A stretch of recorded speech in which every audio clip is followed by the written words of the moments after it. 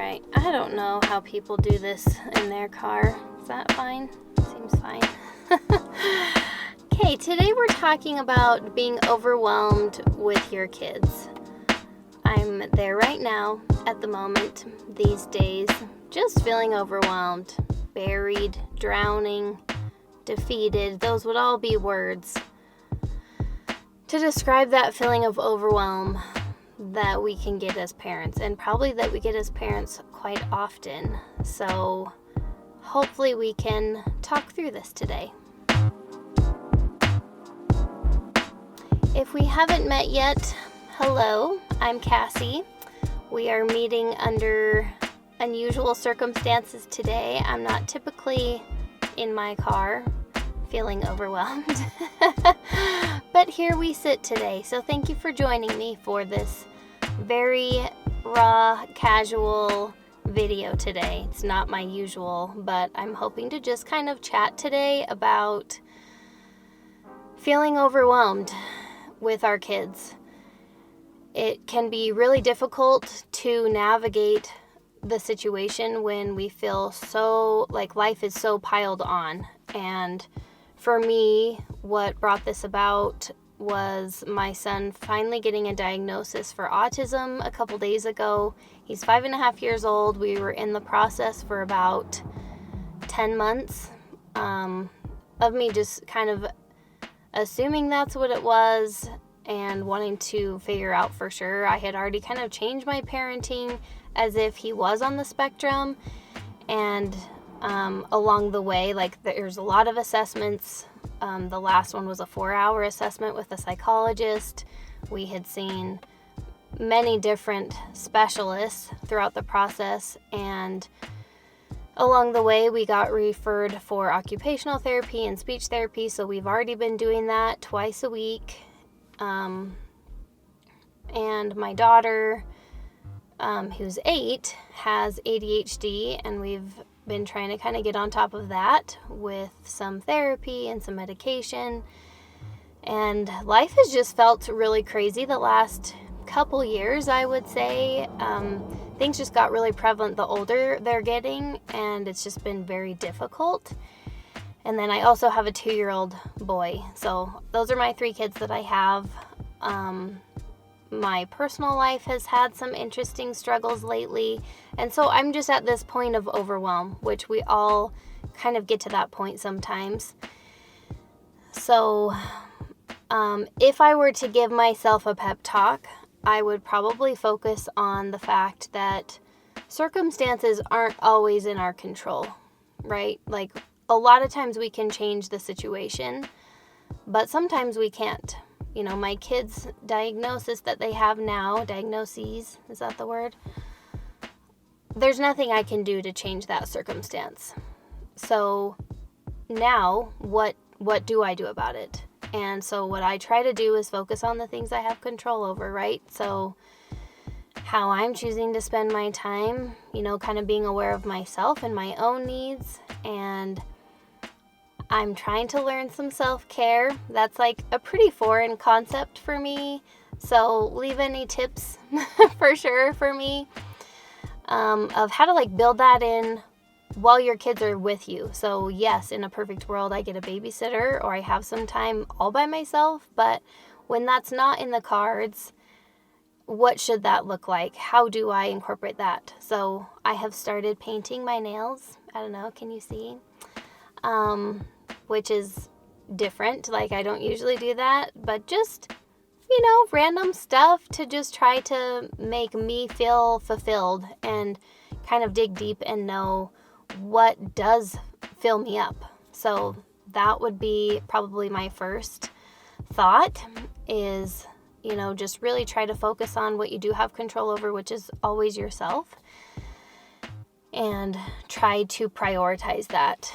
The other thing that I've been thinking about lately, especially in terms of, you know, my son, and I feel like the overwhelm comes when I think about the future, right? The lifelong kind of obstacle that he has to overcome, and me as his mom, you know, the responsibility that I have to teach him, and kind of just the rigorous coaching that it is requiring so far, and I would guess to continue on, like that's how it will be.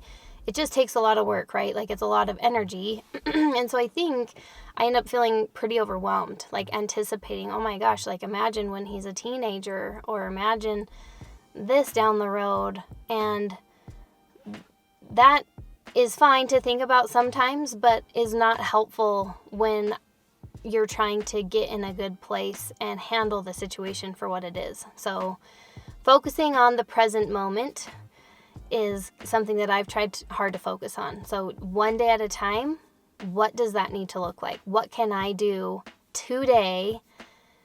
What feels the most daunting? What could I do to kind of try to overcome that? That is something that's very valuable to focus on to try to decrease the amount of overwhelm that you're feeling. And the third thing, I guess, that would come to mind is to just try to take things off the plate. I talked to you guys a while back, I don't know which video it was, talking about the backyard farm that I did. We did as a family. We had goats and chickens and rabbits. It was just a really fun adventure and experience, and something that I totally loved doing, and it was so fulfilling and educational, and I truly loved everything about it. And it got to a point, life got to the point of overwhelm, where I just realized I have to take something off the plate. I'm feeling like my plate is too full. I am maxed out. What can I take off the plate? So the backyard farm ended up being the thing. You know, it's not something I have to be doing, and it takes a lot of my time and energy. So that has to go so that I can do these other things in my life. So identifying anything and everything that you can just take off the plate for a while. It's not forever, just for a while. So be okay with a little bit more messes in the house, or be okay with using, you know, paper plates and like throwaway dishes for a while, or like just implement anything you can. Or if you have the money, hire a maid or get more babysitters. Lean on other people. Ask people who are around you to watch your kids, where you don't feel like you have to always pay them. Maybe like if they're just offering to be nice, take them up on the offer. There's a lot of little things that we can include into our life and surround ourselves with support and people.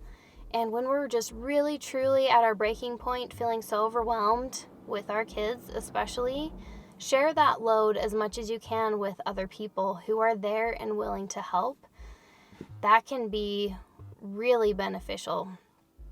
Gosh, I've got to take these earrings out. You were right, Annie. My sister told me I was crazy.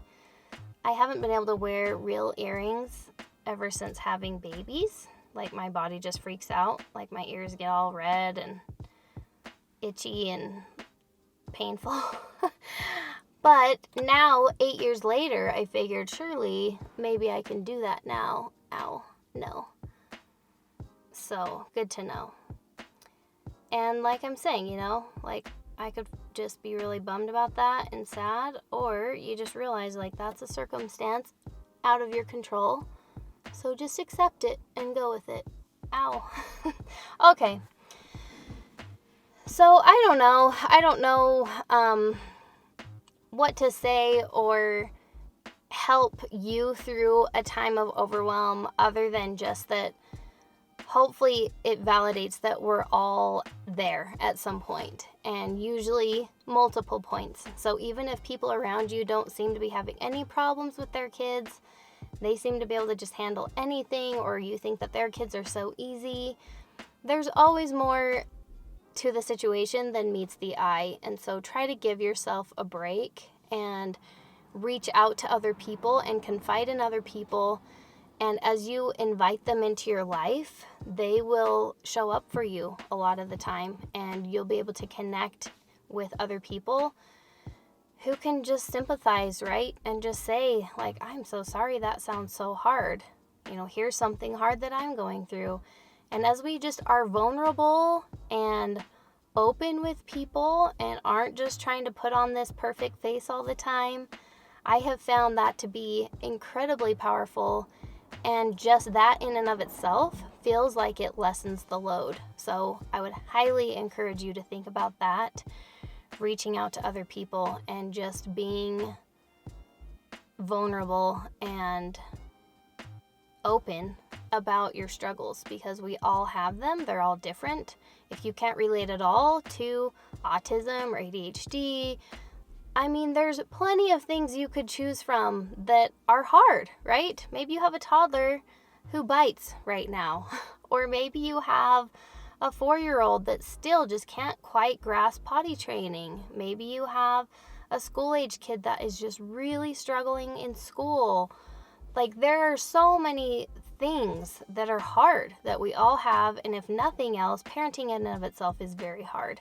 It's ultimately testing us and our ability to be patient and kind and loving, even when your kids will push you to your breaking point and past your breaking point, right? We all know how that feels. So try to just give yourself some credit and know that you are absolutely doing your best, and your best is enough. All of our best is enough. As long as we're showing up for our kids and trying to be our best self, that is all we can expect of ourselves. So, thank you for sitting here with me in my car on the side of the road. I just felt like I wanted to give you guys a little glimpse into my reality right now, that it's just a hard time, and that's okay. Like, it's okay that sometimes it's a hard time, and you might as well just reach out and own it and know that maybe tomorrow will be a better day. So keep doing amazing. You guys really are so awesome, and I appreciate you being here, and we'll see you next time.